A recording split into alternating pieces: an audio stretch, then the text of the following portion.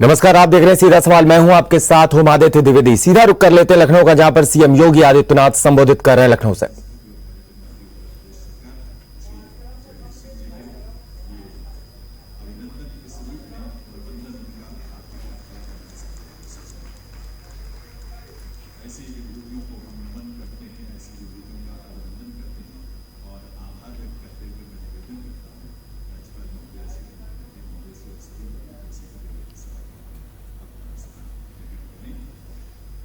स्वतंत्रता आंदोलन के उस दौर में हम अब आपको लिए चलेंगे अपनी मुक्ति गाथा के माध्यम से, जहां एक स्वर, एक वाणी, देश प्रेम और देश के लिए बलिदान होने की प्रेरणा, देश प्रेम का मूल्य प्राण है।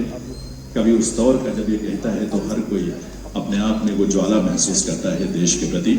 ये देश प्रेम का मूल्य प्राण है। देखें कौन चुकाता है, देखें कौन सुमन शैया तज कंटक पथ अपनाता है।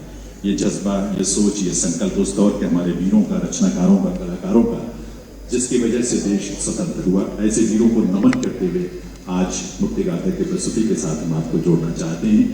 भारत की स्वतंत्रता का आंदोलन दुनिया भर में महानतम संघर्षों में से एक है, हम सब जानते हैं, और इसीलिए उन वीरों को हम सदैव नमन करते हैं। ये आंदोलनकारी, ये हमारे स्वतंत्रता सेनानी किसी क्षेत्र या वर्ग विशेष के नहीं थे। ये जन जन का आंदोलन था। बच्चे, बूढ़े और मर्द, अमीर, गरीब, सबने इस आंदोलन में बलिदान की अविस्मरणीय गाथाएं देवी उसने लिखी। और इतने समय तक चले इस आंदोलन की ज्वाला को प्रज्वलित रखने में रचनाकारों ने अपनी कलम से और कलाकारों ने अपनी वाणी से, अपने स्वर से उस ज्वाला को सदैव प्रज्वलित रखा, जिसकी वजह से ये देश में स्वतंत्रता का आंदोलन लगातार अनवरत जारी रहा, जब तक देश गुलामी की जंजीरों से मुक्त नहीं हो गया। उन गीतों का प्रभाव इस रूप में आप समझ सकते हैं कि वो हथियार कोई नहीं थे, शब्द थे, वाणी के रूप में जो प्रकट होते थे। और अंग्रेजी सत्ता और ब्रिटिश हुकूमत उन शब्दों से इतनी डरती थी कि उन गीतों को उन्होंने प्रतिबंध लगाया, उन्हें बैन किया, इसलिए कि वो शब्द कहीं तलवार से, कहीं बंदूक से ज्यादा प्रभावशाली थे। जन जागरण में, जन आंदोलन में उनकी भूमिका बहुत महत्वपूर्ण थी, जो दिखती नहीं थी, पर धरातल पर, जमीनी स्तर पर, गांव-गांव, शहर-शहर उसके भाव, उसकी संवेदनाएं लोगों तक पहुंचती थी और लोग उस आंदोलन में कूद पड़ते थे। और इसीलिए शायद अंग्रेजी सत्ता उस बात से डरती थी। ऐसे ही गीतों का संकलन सोनचरिया के माध्यम से, उनकी कंपोजिशंस, उनको गीत, संगीत, नृत्य और अभिनय के जो शैलियां हैं प्रदर्शन कला की, उनमें अवगुंठित करके एक बहुत सुंदर प्रस्तुति, भावों से ओतप्रोत, राष्ट्र प्रेम की भावना से ओतप्रोत ये प्रस्तुति है जो आपके समक्ष यहाँ आरंभ होने जा रही है। एक बार सोच रही है, और इस पूरी प्रस्तुति की प्रेरणा सुविख्यात कलाकार पद्मश्री से, जिन्हें भारत सरकार ने सम्मानित किया, अलंकृत किया, मालन यूनिवर्सिटी जी और सोच रही है कि पूरे परिवार के लिए एक बार आपकी करतल ध्वनि जरूर होनी चाहिए। आपके आशीष, आपकी शुभकामनाओं के रूप में और कला के माध्यम से, इस प्रस्तुति के माध्यम से आइए उस दौर के आंदोलन की उन भावनाओं और संवेदनाओं से हम भी जुड़े और आज और आने वाले जीवन में उनसे प्रेरणा प्राप्त कर राष्ट्र को प्रथम रखकर हम भी अपने कर्तव्य पथ पर आगे बढ़े।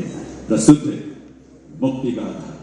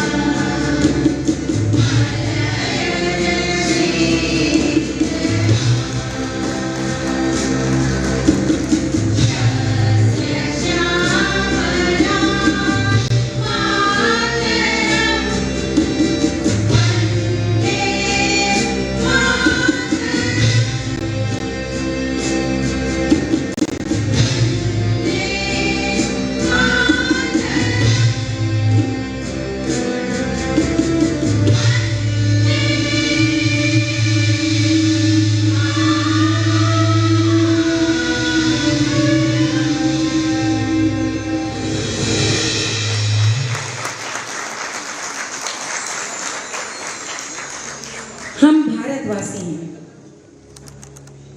हम अपनी माँ की आराधना करते हैं। जिस देश में राष्ट्र कोई भूमि का टुकड़ा नहीं बल्कि माँ समान पूजा जाता हो, उस राष्ट्र की महानता की गाथा उसके बीच। तो लखनऊ में मुक्ति गाथा कार्यक्रम का हिस्सा बने सीएम योगी इस वक्त वहां मौजूद हैं, कार्यक्रम में शिरकत कर रहे हैं। वहां पर भक्ति गीतों पर कार्यक्रम प्रस्तुति दी जा रही है। सीधा सवाल का रुख कर लेते हैं। उदयपुर में हुई कन्हैया लाल की हत्या का कनेक्शन कानपुर से जुड़ता हुआ दिखाई दे रहा है। उदयपुर घटना में दावते इस्लाम का नाम सामने आया है, जिसका मुख्य केंद्र कानपुर में बताया गया है। और इसी पर आज हमारा सीधा सवाल है और इसी पर हम चर्चा करेंगे। हमारे साथ हमारे सहयोगी भी जुड़ेंगे, लेकिन उससे पहले आपको रिपोर्ट दिखाते हैं। राजस्थान के उदयपुर में दिन में दुकान में घुसकर कन्हैया लाल का सिर कलम करने वाला हत्यारा गौस मोहम्मद पाकिस्तान के कुख्यात संगठन दावते इस्लामी से जुड़ा है। दावते इस्लामी के भारत में 3 सेंटर्स हैं। इनमें से एक कानपुर में बताया जा रहा है। दावते इस्लामी युवाओं को बरगलाकर जिहादी बनाने का काम करता है। कानपुर में डिप्टी पड़ाव गुरबत उल्लाह पार्क स्थित एक मस्जिद में मरकज कार्यालय बनाया गया है।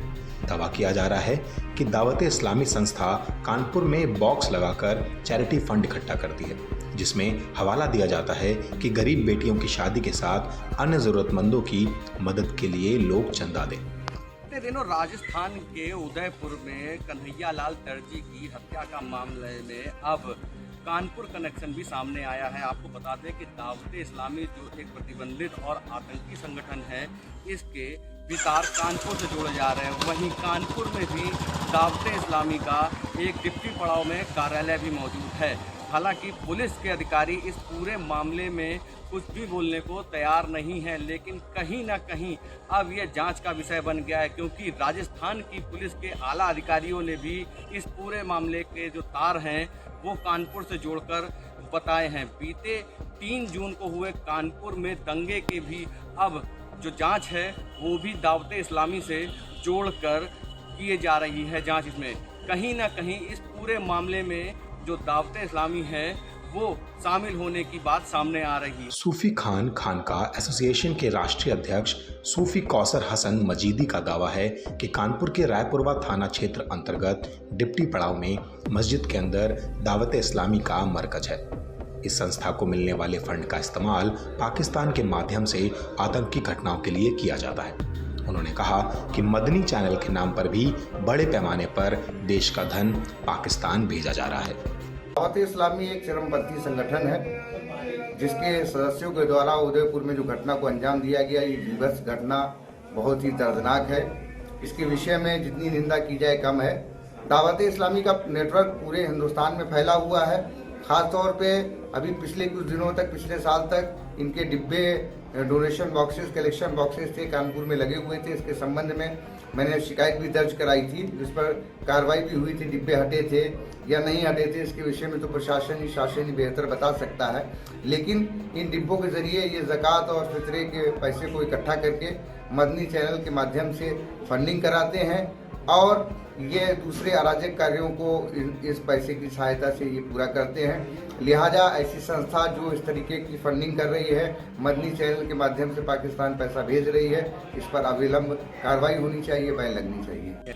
उत्तर प्रदेश क्या भारतवर्ष में अगर कहीं भी किसी भी आतंकवादी गतिविधि या कोई भी दंगा होता है तो उसके तार कानपुर से जुड़े जरूर नजर आते हैं। अगर बात करी जाए कानपुर में हुए दंगे की और प्रयागराज में बीते दिनों हुए दंगे की बात की जाए, फिर उसके बाद जयपुर के जो राजस्थान है, राजस्थान में अगर दर्जी की हत्या के मामले की बात की जाए तो कहीं ना कहीं इसके तार भी अब कानपुर से जुड़े नज़र आ रहे हैं। क्योंकि अगर बात करी जाए दावते इस्लामी संगठन की तो इसका एक मुख्यालय कानपुर में भी था और अब इसके पूरे मामले की अब जांच जो है कानपुर पुलिस कमिश्नरेट भी कर रही है कि कहीं ना कहीं जो कानपुर में दंगा हुआ था 3 जून को, उसमें कहीं दावते इस्लाम का भी हाथ तो नहीं है। वीडियो जर्नलिस्ट विक्रम सिंह के साथ नितिन दीक्षित, जेएमडी न्यूज़, कानपुर।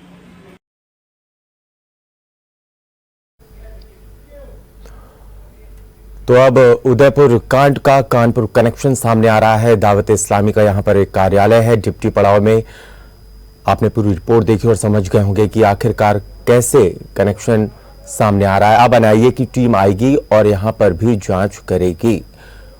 और इसी खबर पर हमारे साथ हमारे संवाददाता नितिन दीक्षित हमसे न्यूज रूम से जुड़ गए, सीधा उनका रुख करेंगे। नितिन, दावते इस्लामी का नाम जो आ रहा है सामने, क्या कुछ इसको लेकर के पुलिस का कहना है? कैसे यहां से तार जुड़ते हुए नजर आ रहे हैं?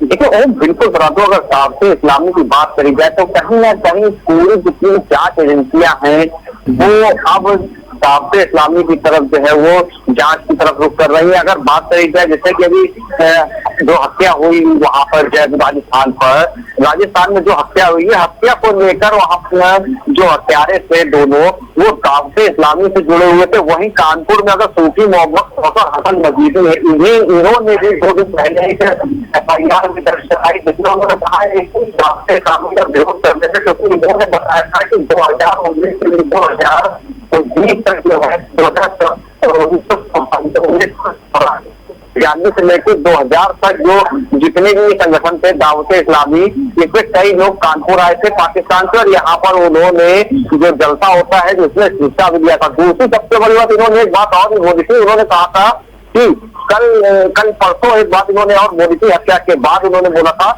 कि जो हत्या हुई है उसको लेकर भी लोग मदरसों में मस्जिदों में एक बॉक्स लगाते थे, उस बॉक्स को लेकर उसमें चंदा इकट्ठा किया था। तो कहीं ना कहीं उस चंदे को लेकर उन्होंने बताया कि ये झूठ बोलकर चंदा इकट्ठा करते थे, बोलते थे कि लड़कियों की शादी करेंगे, जो गरीब बच्चे हैं उनको शिक्षा देंगे। लेकिन उन्होंने दावा किया है कौसर ने कि कहा है इस बात को लेकर कि ये लोग आतंकवाद और दंगे को लेकर इस तरह की फंडिंग इकट्ठा करते थे।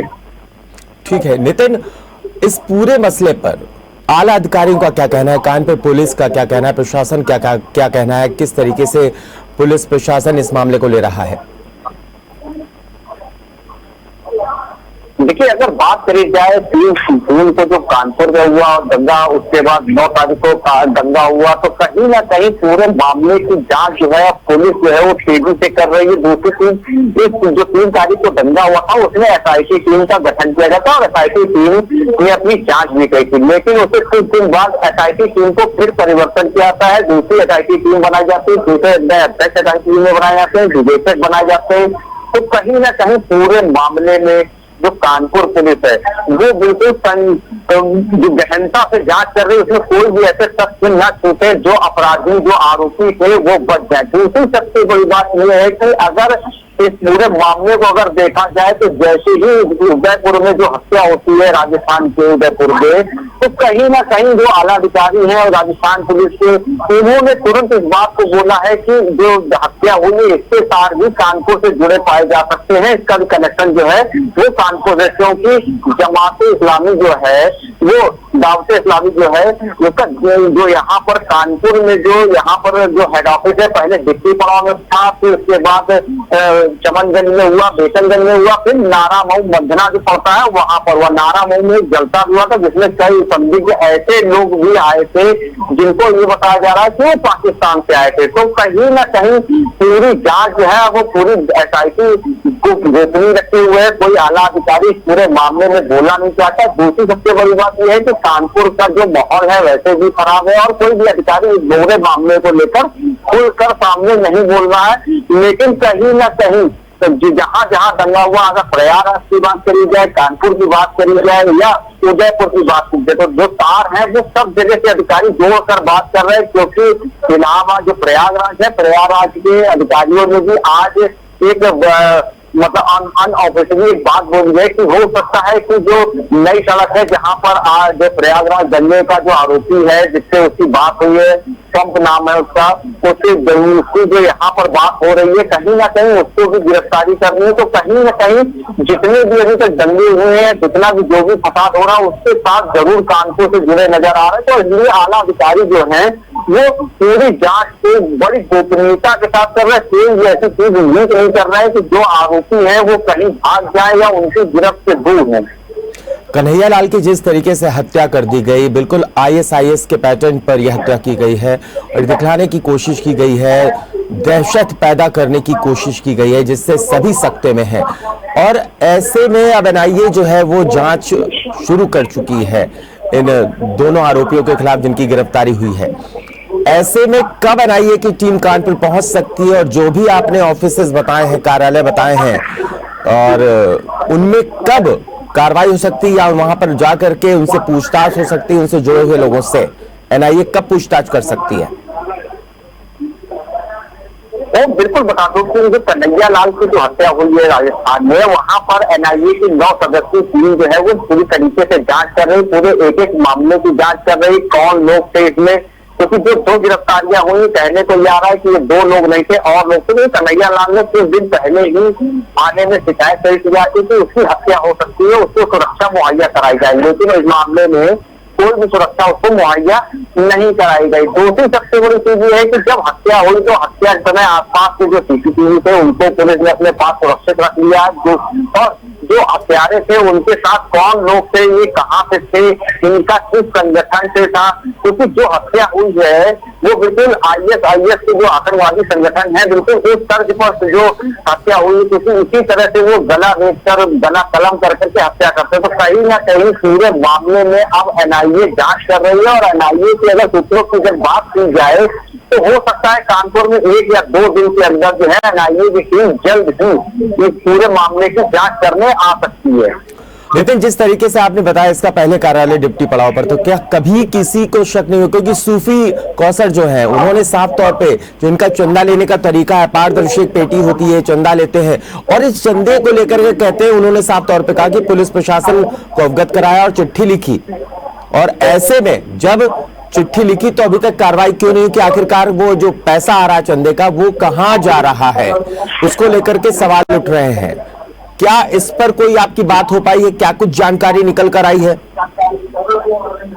जी बिल्कुल, वो बता दें कि आपको कि जैसे ही सूफी जो कौसर हैं जिन्होंने पूरे मामले की शिकायत करी है पुलिस, तो इन्होंने एक बात तो कमिश्नर को भी बताई और ज्वाइंट कमिश्नर को भी बताई। तो विजय सिंह मीणा का एक आज बयान दिया था, विजय सिंह मीणा ने कहा था कि सूफी कौसर हैं, इन्होंने पूरे मामले को लिखित में दिया, और लिखित में देने के बाद इन्होंने शिकायत नहीं करी है कि उनकी जान को खतरा है, क्योंकि जब 3 जून को दंगा हुआ था तो उन्होंने कई ऐसे लोगों के नाम भी बताए थे, कई ऐसे लोगों का जिक्र भी किया था, जिसके बाद उनको जो है इस तरह की धमकियां मिल रही थी, व्हाट्सएप कॉल से धमकियां मिल रही थी, और कई बार उनके पास कॉल है, जिसको लेकर उन्होंने उसका स्क्रीनशॉट भी दिया सूफी कौसर ने, और कमिश्नर से ही मिले और सुरक्षा की मांग भी की।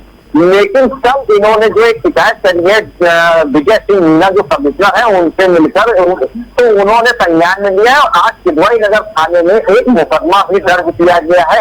उन्होंने साफ साफ अपने प्रार्थना पत्र दिया, और प्रार्थना पत्र में उन्होंने साफ साफ इस बात का जिक्र किया है कि जमात इस्लाम ने जो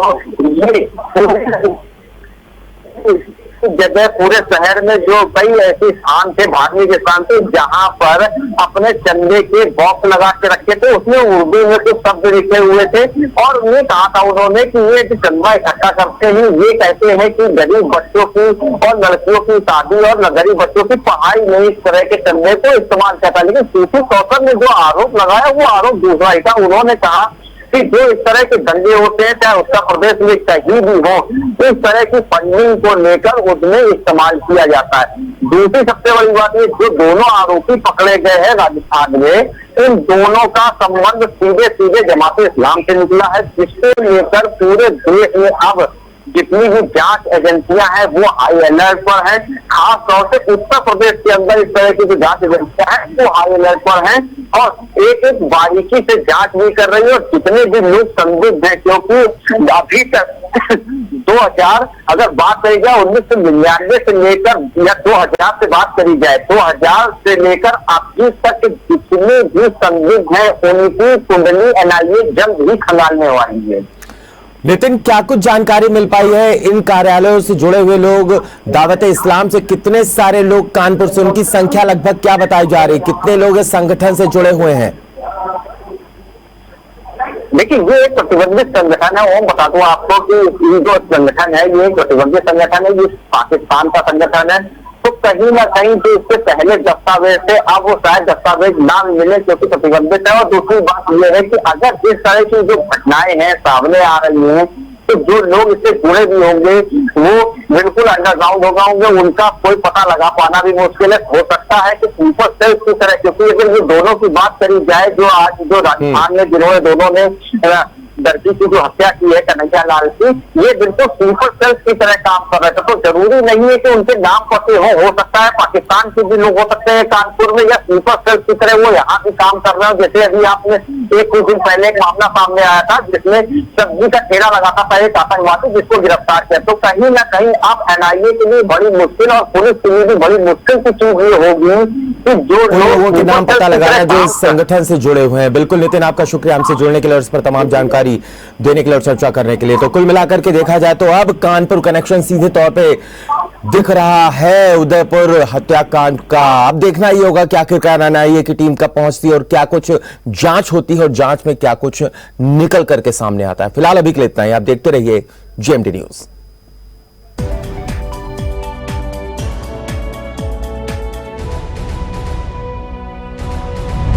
अगर आपको हमारा वीडियो पसंद आया हो तो हमें लाइक करें, सब्सक्राइब करें और ज्यादा से ज्यादा शेयर करें। और हाँ, बेल आइकॉन दबाना ना भूलें ताकि हर खबर का अपडेट आप तक पहुंचे तुरंत। आप हमें इंस्टा, ट्विटर और फेसबुक पर भी फॉलो कर सकते हैं। हमारी ID है @GMT News Flash।